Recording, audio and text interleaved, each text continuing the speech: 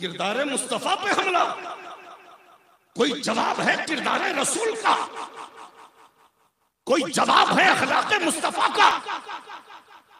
तासुब की ऐनक को हटा दो, मेरे नबी की मक्की और मदनी जिंदगी दोनों पढ़ो। मेरे मुस्तफा की सारी पूरी जिंदगी रोशन किताब है, एक एक लम्हा एक एक घड़ी किताबों में। सुन लो एक झलक, छोटी सी झलक। मेरे पास अभी कुछ वक्त है, घबराइए मत, जरा मोहब्बत से बोलें, जरा जोर से बोलें। सहाबा का मजमा है, मेरे आका शब असरा के दूल्हा सहाबा के मजमे में तशरीफ फरमा है। अबू बकर भी हैं, उस्मान भी हैं, अली भी हैं, हुज़ैफा भी हैं, साद भी हैं, सईद भी हैं, बिलाल भी हैं, नए सहाबा भी हैं, पुराने सहाबा भी हैं। मेरे आका इरशाद फरमाते हैं, ओ सहाबा क्या मैं तुझे कोई खुशखबरी न सुना दूं? आका खुशखबरी सुना दें। या रसूल अल्लाह खुशखबरी सुना दें। मेरे आका मेरे माँ बाप आप पे कुर्बान हो जाएं, खुशखबरी सुना दे। आकाई करीम फरमाते हैं, मेरे सहाबा सुनो, मिफ्ताहुल जन्नत ला इलाहा इल्लल्लाह, ला इलाहा इल्लल्लाह जन्नत की कुंजी है, ला इलाहा इल्लल्लाह जन्नत की चाबी है, ला इलाहा इल्लल्लाह ऐसी कुंजी है जिससे जन्नत का ताला खुलने वाला है। जब मेरे रसूल ने ये ऐलान फरमाया तो सहाबा में वो लोग जो अभी नए नए मुसलमान हुए थे वो एक दूसरे को देख के मुस्कुराने लगे, एक दूसरे को देख के क्योनियां मारने लगे।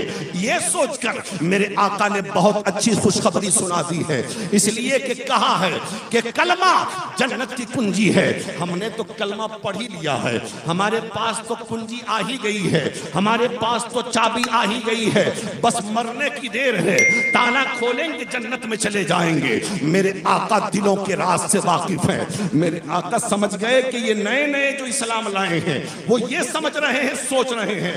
अब मेरे रसूल फरमाते हैं, ओ मेरे सहाबा ये बताओ, अलैसा फिल इस्नान अलैसा अलैसा अलैसा फिल इस्नान असनानुल, ऐ सहाबा ये बता, अलैसा लिल मिफ्ताह असनानुल, ऐ मेरे सहाबा बताओ क्या चाबियों में दंदाने नहीं होते?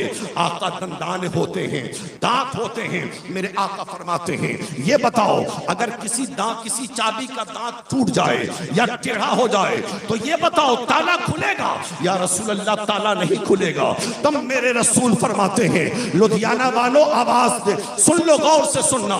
मेरे रसूल फरमाते हैं, कलमा शरीफ जन्नत की कुंजी जरूर है, कलमा शरीफ जन्नत की चाबी जरूर है, लेकिन सुनो, नमाज उस चाबी के दांत हैं, रोजा उस चाबी के दांत हैं, हज उस चाबी के दांत हैं, ज़कात उस चाबी के दांत है। अगर जन्नत में जाना है तो कलमा भी पढ़ना होगा, वक्त आए तो नमाज भी पढ़ना होगा, रमजान आए तो रोजा भी रखना होगा, अल्लाह ने माल दिया है तो ज़कात भी देना होगा, अल्लाह ने दौलत दिया है तो हज भी करना होगा।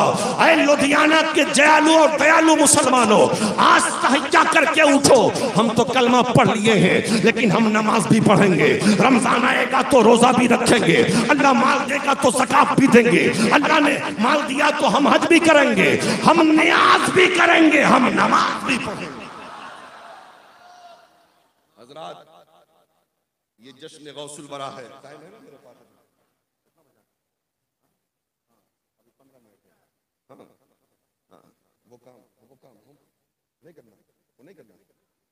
अच्छा ठीक है। हाँ हजरात जरा जरा मोहब्बत से बोलें, जरा मोहब्बत से बोलें। ये जश्न गौसे आजम है ना, ये जश्न गौसे आजम है ना।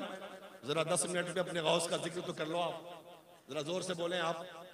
हाँ आज हम अल्हम्दुलिल्लाह मुसलमान हैं, हम सुबह से लेके शाम तक गुनाह करते हैं, शाम से लेके सुबह तक गुनाह करते हैं, सुबह से लेके शाम तक न जाने कितनों को धोखा देते हैं, न जाने कितनों को टोपियां पहनाते हैं, न जाने कितनों को चूना और कत्था लगाते हैं, न जाने कितनों को हम कितना उल्टा सीधा पढ़ा दिया करते हैं। हर जगह झूठ हम बोलते हैं, जाते हैं तो झूठ बोलते हैं, तिजारत करते हैं तो झूठ बोलते हैं, दुकानदारी करते हैं तो झूठ बोलते हैं, सफर करते हैं तो झूठ बोलते हैं, लेकिन हमें अपने गुनाहों का एहसास नहीं। हमें अपनी गलतियों का एहसास नहीं। हजरत शेख सादी का नाम सुना होगा आपने। हजरत शेख सादी वो जात है शेख सादी की। 120 साल उम्र थी हजरत शेख सादी की। 40 साल की उम्र में मदरसे में पढ़ने गए और उसके बाद जब पढ़ा तो पूरी दुनिया की सैर की और पूरी दुनिया की सैर करने के बाद ऐसी किताब लिख डाली कि उस वक्त तक कोई मौलवी हो ही नहीं सकता है जब तक वो किताब न पढ़े। आप जाने न जाने, लेकिन मदरसे में पढ़ने वाला छोटा छोटा बच्चा भी हजरत शेख सादी की जात को जानता है। बलगल उला बिकमालिही कशफत तुजा बिजमालिही हसनत जमीउ क़िसालिही सल्लु अलैहि वालिही। ये वो शेर है जो बारगाह रिसालत में इतना मकबूल है कि ख्वाब में बुजुर्गों ने देखा है कि बुखारी से ऊपर हजरत शेख सादी की किताब इसी शेर की बुनियाद पर रखी हुई है। हजरत गिरामी, ये आखिरी बात मैं अर्ज कर रहा हूँ, मेरी तकरीर खत्म है क्योंकि बहुत सारे उलमा हैं, शोरा हैं और आपको समाप्त भी करनी है। बहरहाल ये आखिरी बात सुन लीजिए। हजरत शेख सादी फरमाते हैं, जब मैं हज करने के लिए गया तो मैंने देखा कि मस्जिद हराम में हुज्जाज अपनी अपने लिए दुआएं कर रहे हैं, अपने गुनाहों से माफी मांग रहे हैं, अपने गुनाहों से तौबा कर रहे हैं, लोग आहोदिका कर रहे हैं, अपने रूठे हुए मौला को राजी कर रहे हैं। और उन्हीं हाजियों में मैंने देखा कि एक हाजी जो नकाब पोश है और नकाब पोश होने के बाद वो मस्जिद हराम में एक नुकीले पत्थर पर अपना सर रखकर अपने रब की बारगाह में इस तरह से रो रहा है, इस तरह से गिरियाबाजारी कर रहा है, इस तरह से अपने गुनाहों की माफी मांग रहा है कि उसके रोने की आवाज से सारे हाजी परेशान हो गए, सारे लोगों की सिसकियां निकल गई। अब लोगों ने अपनी दुआ छोड़कर उस नकाब पोश हाजी के लिए दुआ करना शुरू कर दिया। अब वो हाजी क्या कहता है मालूम है? मौला मेरे गुनाह को माफ फरमा, मेरी खता को माफ फरमा, मेरी गलतियों को माफ फरमा। मेरे पालनहार, अगर तूने आज मेरी गलतियों को ना माफ फरमाया, मेरे गुनाह ना माफ किए तो मैदान महशर में मेरे मालिक तू क्या मैं तेरे बंदों का भी सामना नहीं कर सकता। अल्लाह अल्लाह। एक हाजी वहां से उठ के उसके पास आ गया। उसने हाजी ने उस हाजी के हाथ से बदन पे हाथ रखा और रखने के बाद कहा, अरे हाजी क्यों रोता है तू इतना? मैं नहीं जानता तेरे गुनाह कितने बड़े हैं, मैं नहीं जानता तूने कौन सा पाप किया है, मैं नहीं जानता तूने कौन सी खता की है, लेकिन सुन, तेरे गुनाह जितने बड़े भी हो, तेरी खताएं जितनी बड़ी भी हो, तेरा कसूर जितना बड़ा भी हो, जान तेरा मौला बहुत बड़ा है, उसका करम बहुत बड़ा है, उसकी बख्शिश बहुत बड़ी है, वो बहुत बड़ा करीम है, तेरे गुनाहों को माफ फरमाएगा। हजरत शेख सादी कहते हैं, जब उसने तसल्ली दिया ना, जब उसने तसल्ली दिया तो उसको थोड़ा सा तसल्ली हुई। उसने अपने आंसू पोंछे और आंसू पोंछने के बाद उसने नकाब चेहरे पे डाला और नकाब डालने के बाद वो किनारे से निकलने लगा। तो वो हाजी कहता है कि मैंने सोचा कि देखूं कि ये रोने वाला मस्जिद हराम में पत्थरों पे सर रखकर अपने रूठे मौला को मनाने वाला कौन है, कौन है, चेहरा तो देखूं। तो वो कहता है कि मैंने अपना चेहरा नीचे किया और नीचे करने के बाद मैंने झांक के देखा कि मैं देखूं कि कौन है ये। तो वो जब चेहरे पे नजर पड़ी उस नकाब पोश के, तो हज़रत शेख सादी कहते हैं उसकी चीख निकल गई। वो जब चीखा ना, मैंने पूछा बता कौन है रोने वाला, कौन है गिरियाबाजारी करने वाला, कौन है अपने रूठे मौला को मनाने वाला? वो कहता है ये पत्थर पे सर रखकर रोने वाला, अपने गुनाहों से तौबा करने वाला, ये कोई दूसरा नहीं बल्कि फैज़ा हुआ शेख अब्दुल कादिर जिलानी। ये रोने वाला दूसरा नहीं था, ये बगदाद का ताजदार अब्दुल कादिर जिलानी।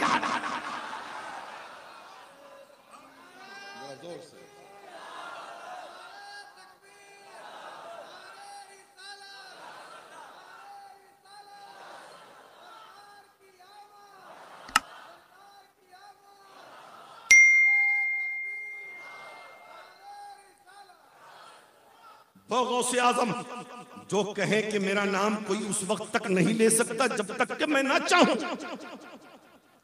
वो गौसे आजम जो कहे कि मैं दुनिया को ऐसे देखता हूं जैसे इंसान अपने हथेली पे राई के दाने को देखता है। वो गौसे आजम जो कहे कि मेरा मानने वाला मगरिब में है और मैं मशरिक में रहूं, मुझे पुकारता है तो मैं मदद के लिए जाता हूं।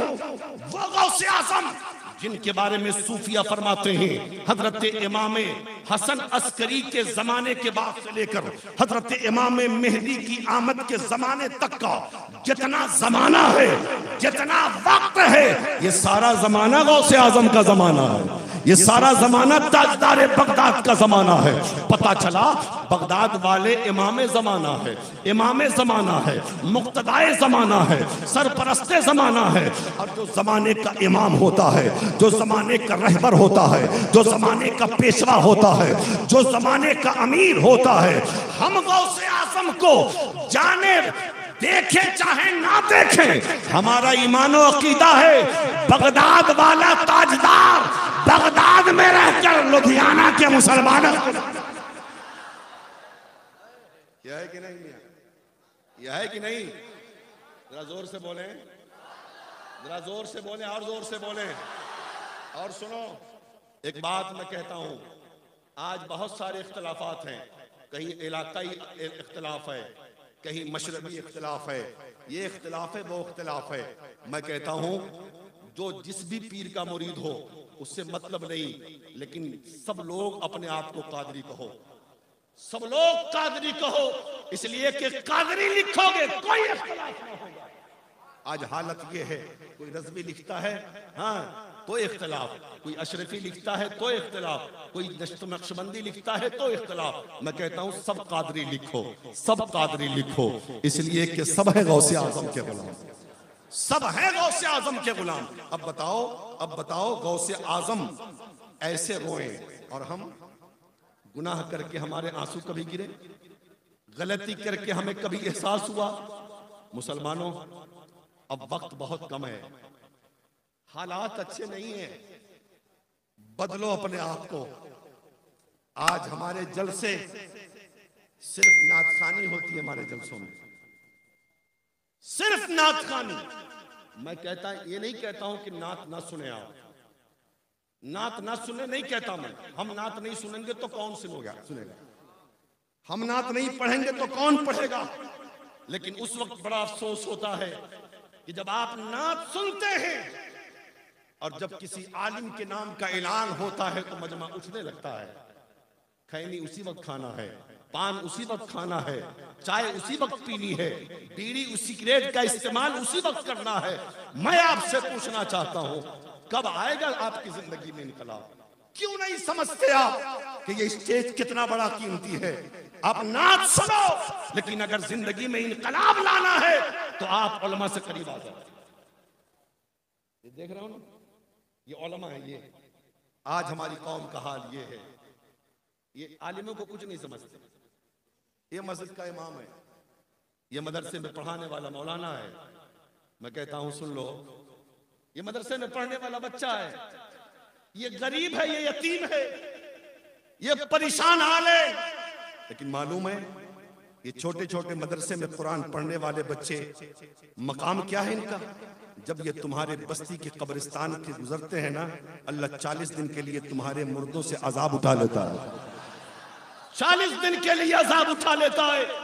मैं ऐलान करता हूं, अगर दुआएं कबूल नहीं होती है ना, मत जाओ किसी पीर के पास, मत जाओ किसी बाबा के पास। इन बाबाओं की तावीज से तुम्हारी किस्मत का फैसला। आज तो एक से एक बाबा निकल गया, माफ कीजिएगा, आज बोल आज इमाम साहब की चिरागी आज भी 5 रुपए, आज भी 5 रुपए, 10 रुपए। मौलाना को पैसे की जरूरत क्या है? बाबा की तावीज के लिए 5-5, 10 हजार रुपए खर्च करते हैं लोग। ये सोचते हैं कि करोड़पति बन जाएंगे, लखपति बन जाएंगे। मैं ऐलान करता हूं, बाबा की 1000 तावीज नहीं, 1 लाख तावीज गले में लटका लो। ऐसा करो कि कभी बाबा को लाके ही घर में लटका लो, फिर भी तुम्हारी किस्मत का फैसला, तुम्हारी तकदीर नहीं बदल सकती। लेकिन सुन, ये जो है ना, ये खूबसूरत चेहरे, जिनके चेहरों से नियाबत मुस्तफा की रोशनी आ रही है, विरासत रसूल की खुशबू, ये मेहमान रसूल। अगर घर में माँ बाप जिंदा है ना, उनसे दुआ करा ले, अगर माँ बाप जिंदा है ना तो बाबा के पास मत जाओ, माँ बाप से दुआ करा, अल्लाह तेरी तकदीर बदल देगा। और अगर माँ बाप कब्रिस्तानों में, तो चला मुफ्ती साहब के पास, चला मौलाना शमसीर साहब के पास, चले आओ मदरसे वाले उलमा के पास, और 500 रुपया 1000 रुपया दो और कहो कि हजरत ये बच्चों को नजराना दे दीजिए, हम परेशान हाल हैं, हमारे लिए दुआ करवा दीजिए। दिल से कहता हूं कसम खुदा की, अगर ये नन्हे नन्हे बच्चे न दुआ कर दें तो अल्लाह तुम्हारी तकदीर बदल दे। पता है क्यों? पता है क्यों? पता है क्यों? इसलिए कि एक मौलाना साहब कह रहे थे कि मैं एक मदरसे में रात के सन्नाटे में गया, 1-2 बजे, सारे बच्चे सो रहे थे, कोई जगह न था, हर तरफ सन्नाटा था, एक बड़ा सा हाल था। मैं गया तो किसी को जगह हुआ नहीं पाया, लेकिन मेरे कान में कुरान पढ़ने की आवाज आ रही थी, मेरे कान में कुरान पढ़ने की आवाज आ रही थी। मौलाना साहब कहते हैं कि मैंने चारों तरफ नजर उठा के देखा कि पढ़ने वाला नजर नहीं आता, लेकिन कुरान जरूर पढ़ा जा रहा। और उस कमरे में सिर्फ 8-10 साल की उम्र के बच्चे सो रहे थे। मौलाना साहब कहते हैं ना कि हजरत जब मैंने गौर किया और गौर से देखा तो ये देखा मदरसे में पढ़ने वाला एक 10 साल का बच्चा है, सो भी रहा है, कुरान की तिलावत, सो भी रहा है, कुरान की तिलावत कर रहा है। अब मैं पूछना चाहता हूं, जो बच्चा चले तो कुरान पढ़े, जो बच्चा बोले सोए तो कुरान पढ़े, जो बच्चा जगे तो कुरान पढ़े, जो बच्चा बैठे तो कुरान पढ़े, बता वो बच्चा जब दुआ करेगा क्या अल्लाह उसकी दुआ कबूल नहीं करेगा? इसलिए दुआ करवाना है, अपने इमाम साहब के पास आओ, अपने आलिम के पास आओ, अपने तलबा के पास आओ, अपने उलमा से करीब होइए, अपने उलमा से मोहब्बत कीजिए, बाबाओं का चक्कर छोड़िए, गौसे आजम से सच्ची मोहब्बत कीजिए, इमाम अहमद रजा के मसलक की तर्जमानी कीजिए, नमाज पढ़ें, गुनाहों से तौबा करें, सर पे टोपी सजाएं, चेहरे पे दाढ़ी सजाएं और अमले साले करें, गुनाहों से बचने की कोशिश करें। आज भी हो जो बड़ा हिंसा ईमा पैदा, आग कर सकती है अंदाज़े गुलिस्ता पैदा। मेरे बोलने में कोई अमदन सहवन खताएं लफ्ज़ें भूल चूक हो गई हो, मैं सिद्ध दिल से तौबा करता हूँ, आप भी पढ़ लीजिए, अस्तगफिरुल्लाह रब्बी मिन कुल्li ज़ंब तुबू इलैह, हक़ ला इलाहा इल्लल्लाह मुहम्मदुर रसूलुल्लाह सल्लल्लाहु तआला अलैहि वसल्लम।